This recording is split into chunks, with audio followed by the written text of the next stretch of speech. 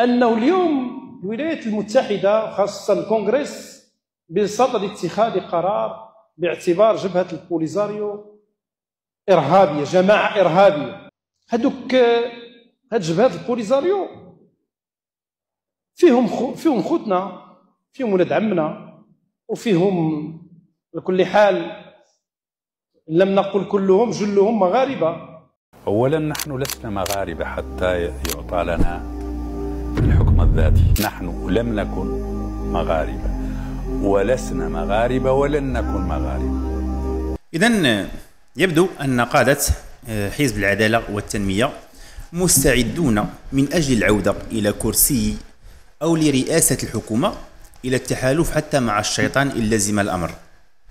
بمعنى أن حزب العدالة والتنمية الخارجات ديال بن كيران التي كنا نعتبرها كنعتبرها خرجات طائشة معتادة من شعبويات بن كيران، ولكن عندما تتأمل في تصريحات جميع قياديين في حزب العدالة والتنمية يبدو أنها سياسة حزب، وأنه يستخدم مجموعة من الأوراق للعودة إلى رئاسة الحكومة، وأعتقد أنهم في الطريق الخاطئ.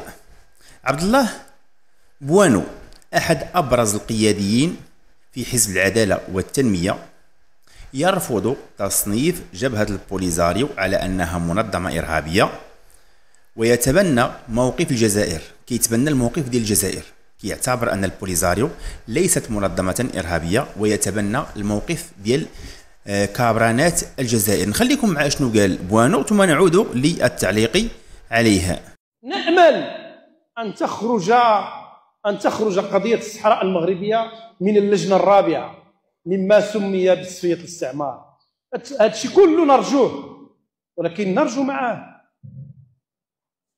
أنه اليوم الولايات المتحدة وخاصة الكونغرس بصدد اتخاذ قرار باعتبار جبهة البوليزاريو إرهابية، جماعة إرهابية. هاد جبهات البوليزاريو فيهم خوتنا، فيهم ولاد عمنا، وفيهم بكل حال لم نقل كلهم جلهم مغاربة. جلهم مغاربة. واخا إلا كانت البوليزاريو في حد راسها أو في حد ذاتها إلى هذه اللحظة لم تخرج ببيان أو تصريح تنتقد فيه واحد المقترح ديال واحد العضو في الكونغرس الامريكي بتصنيف البوليزاريو منظمه ارهابيه. هذه البوليزاريو القاده ديالها باقي ما خرجوش ينتقدون هذا اللي كيتسمى غير مقترح لحد الساعه، رغم انه سيطبق عاجلا ام اجلا، والبوليزاريو تستحق ان يطبق عليها هذا المقترح. كنلقاو حزب او قيادي في حزب مغربي كان يقود الحكومه ينتقد هذا المقترح. نخليكم مع الرد ديال ابراهيم غالي الذي يعتبر الامين العام او رئيس ما تسميه الجزائر برئيس الجمهوريه ديال القياطن والعجاج التندوفيه. اولا نحن لسنا مغاربه حتى يعطى لنا الحكم الذاتي. نحن لم نكن مغاربه ولسنا مغاربه ولن نكن مغاربه.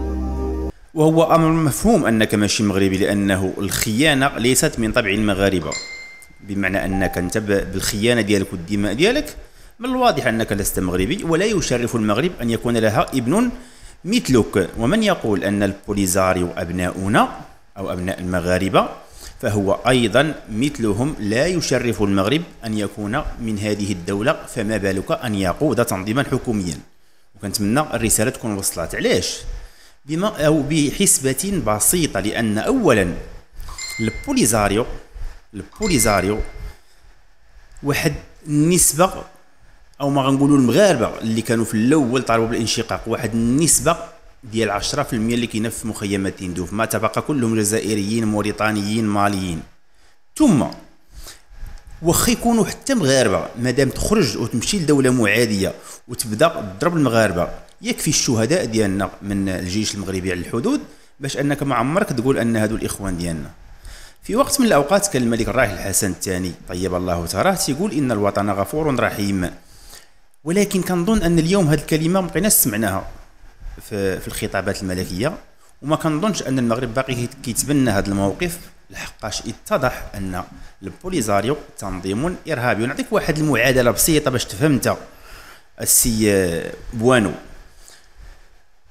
الجزائر تصنف منظمة الماك التي لا تمتلك جناحا عسكريا ولم تشن حرب عسكرية على الجزائر، بل أكثر من ذلك الكابرانات قاموا بمجزرة ضد سكان القبائل ذهب ضحيتها تقريبا 250,000 قبيلي.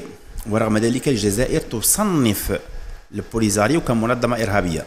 المغرب إلى يومنا هذا كيحاول أنه يتجنب تصنيف البوليزاريو منظمة إرهابية، ولكن المعطيات، المؤشرات، استهداف مدينة السمارة، كلها أمور تؤكد أنها منظمة إرهابية، وعلاقتها بالمنظمات المتطرفة في إفريقيا جنوب الصحراء. ومجموعة من القياديين في التنظيمات الإرهابية تكونوا في تندوف وتلقاو التدريب ديالهم في تندوف.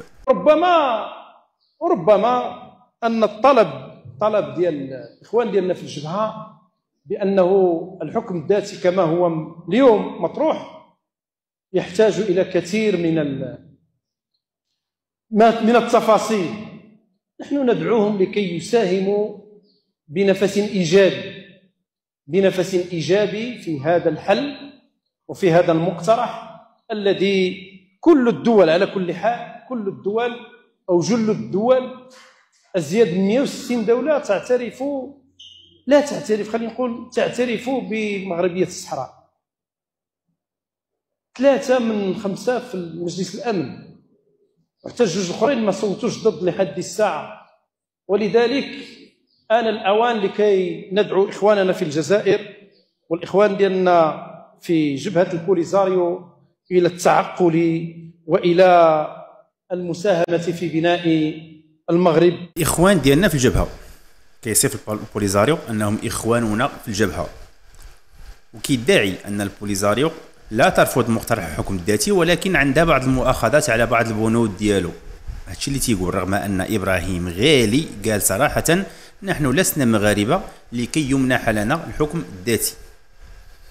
أنا ما فهمتش، اللي عنده شي حاجة أخرى يفهمني. الغريب في الأمر أن حزب العدالة والتنمية يدافع عن إيران ويتاجر في القضية الفلسطينية ويدافع عن النظام الإيراني ويعتبرها قضيته أكثر من القضية الوطنية الأولى عند جميع المغاربة اللي هي قضية الصحراء المغربية.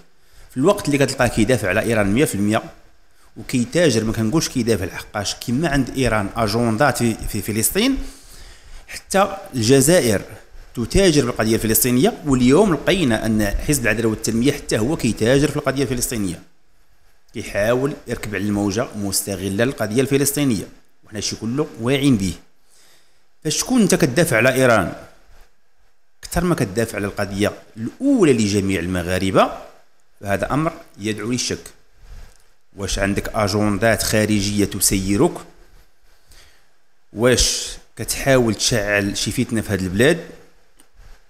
واش حزب العداله والتنميه والقياديين ديالو بالياس ديالهم وعرفوا انهم مستحيل يرجعوا للسلطه في المغرب من باب الانتخابات النزيهه، كيحاولوا ما امكن يديروا بعض الضغوطات وبعض الشوشرات وبعض كيتسمى الابتزاز، هما كيحاولوا يبتزوا السلطات العليا في المغرب للسماح لهم بالعوده الى المشهد السياسي في المغرب. الامر واضح وواضح جدا، ملي كتلقاهم كينتقدوا العلاقات المغربيه الاسرائيليه او كيسميوها التطبيع.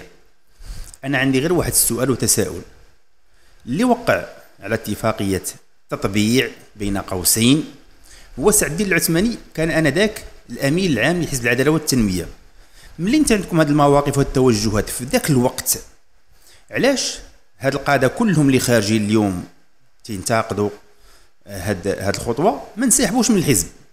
ينسحبوا او على الاقل يندوا وينتقدوا القرار او السياسه ديال الحزب، لحقاش الحزب ديال العداله والتنميه وقع على اتفاق، ما وقعوش عليه شي حزب اخر، لا الاستقلال ولا الاحرار ولا. هذا غير سؤال، وكنتمنى الاخوان يجاوبوني عليه في التعليقات. نتلاقاو الفيديو القادم والى اللقاء.